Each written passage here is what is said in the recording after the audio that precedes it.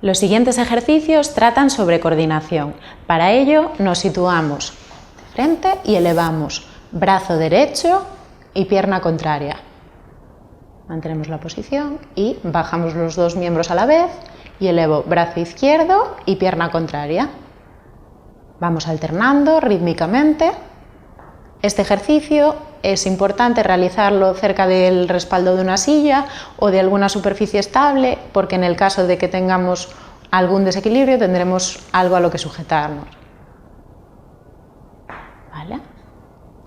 Ahora nos sentamos, situamos ambas manos encima de los muslos y una palma mira hacia el techo y la otra hacia el muslo y a la vez damos la vuelta a las dos manos.